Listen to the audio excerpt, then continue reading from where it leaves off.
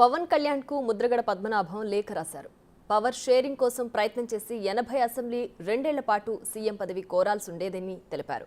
ఒక కొత్త రాజకీయ ఒరవడి తీసుకురావాలని ఆశించానని కానీ దురదృష్టవశాత్తు తనకు అవకాశం ఇవ్వలేదని లేఖలో రాశారు.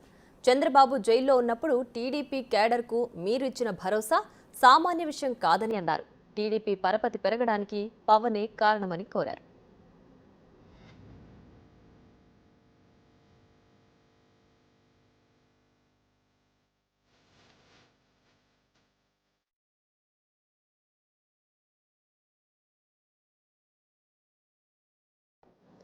పవన్ కళ్యాణ్ కు ముద్రగడ పద్మనాభం లేఖ రాశారు. పవర్ షేరింగ్ కోసం ప్రయత్నం చేసి 80 అసెంబ్లీ 2 ఏళ్ల పాటు సీఎం పదవి కోరాల్సి ఉండేదని అన్నారు.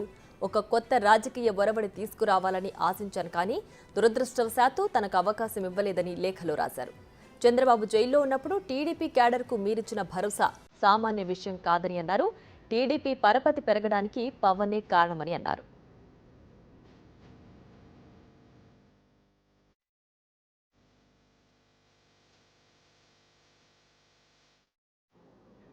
రైట్, ఇదే అంశానికి సంబంధించి మరింత సమాచారం మా ప్రతినిధి రాజేష్ లైవ్ లో అందించడానికి సిద్ధంగా ఉన్నారు. రాజేష్, చెప్పండి. ముద్రగడ పద్మనాభం పవన్ కళ్యాణ్ కు బహిరంగంగా లేఖ రాశారు. అయితే అందులో కొన్ని విషయాలు ప్రస్తావించారు. 2 ఏళ్ల పాటు సీఎం పదవి కోరాల్సి ఉండేది, అలాగే ఇంకా ఎక్కువ సీట్లు అడగాల్సి ఉండేది అని చెప్పి కూడా ఆయన ఆశించారని చెప్పి లేఖలో రాశారు. దీనికి సంబంధించి పూర్తి డీటెయిల్స్ ఏంటి?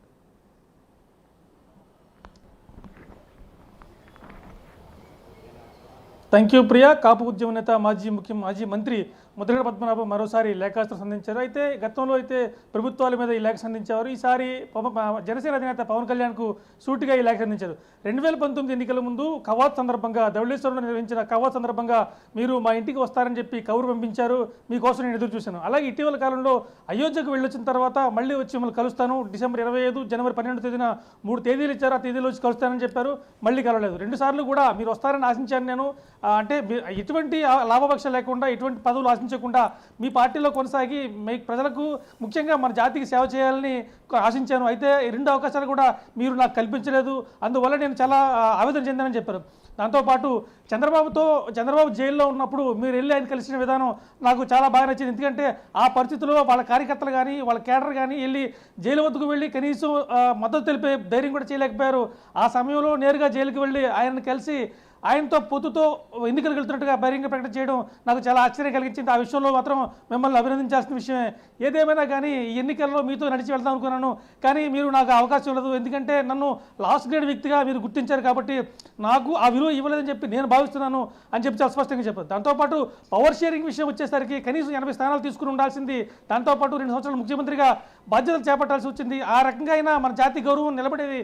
ఆ పవర్ షేరింగ్ ఏదైతే ఉందో ఖచ్చితంగా ఆయన మీరు అడిగి ఉంటే కనుక ఆయన ఇచ్చి ఉండేవాడు. కనీసం మీరు అడగకపోవడం కూడా చాలా ఆలోచించి తగ్గ పరిణామం. కనీసం ఈ విషయం మాత్రం ఆవేదనకు గురైనని చెప్పారు. మరోవైపు ఖచ్చితంగా చంద్రబాబుతో కలిసి వెళ్తాం వల్ల మీరు పోటీ చేసే 24 సీట్లకి, కేవలం మీరు పోటీ చేసే 24 సీట్ల కోసం నేను మీ పార్టీలో వచ్చేది, నా సహకారం మీకు అందించాల్సిన అవసరం లేదు. ఖచ్చితంగా మీరు 24 గెలుస్తారు. నా అవసరం కూడా మీకు రాకూడదని కోరుకున్నానని చెప్పి ముద్రగడ చాలా సుదీర్ఘంగా లేఖ రాశారు. గతంలో కూడా ఈయన లేఖ రాసినప్పుడు ముద్రగడ విషయంలో అందరూ స్పందించారు. అయితే ఈసారి మాత్రం నేరుగా పవన్ కళ్యాణ్కి లేఖ రాయడం, అంటే 2 సార్లు మీరు మా ఇంటికి వస్తానని చెప్పి రాకపోవడం, మీరు మీతో పాటు పార్టీలో కొనసాగాలి, మన జాతి గౌరవాన్ని కాస్త నిలబెట్టాలనే ఉద్దేశంతో ప్రయత్నించడం నాకు అవకాశం లేదు. ఎందుకంటే నేను లాస్ట్ గ్రేడ్ వ్యక్తిని, అలాగే మంచిగా మిగిలినంత గ్లామర్ ఉన్న వ్యక్తిని కాదు, అలాగే నాకు అంత ప్రజాదరణ ఉన్న వ్యక్తిని కాదు. సో ఇటువంటి కారణాల వల్ల మీరు నన్ను గుర్తించలేకపోయారని అనుకుంటున్నాను. ఇది నా అభిప్రాయం అని చెప్పి లేఖ సంధించారు.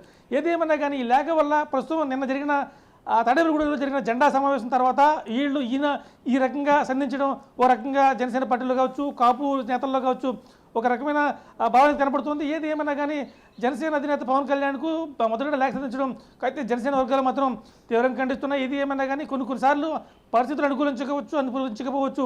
అందువల్ల రాలేదు. కానీ మొదట మీద మా పార్టీకి కానీ, మా అధినేత పవన్ కళ్యాణ్ కానీ చాలా సానుకూలమైన స్పందన ఉంది. అవకాశం కుదరక, అంటే సందర్భాలు అనుకూలించక కలవలేకపోయారు. కానీ ఖచ్చితంగా ఏదో రోజున మళ్ళీ వెళ్ళి పవన్ కళ్యాణ్ ముద్రగడని కిర్లంపూడిలోనే కలుస్తారని చెప్పి జనసేన నేతలు మాత్రం చాలా స్పష్టంగా చెప్తున్న పరిస్థితి కనబడుతుంది. Priya. Right Rajesh, thanks for the updates.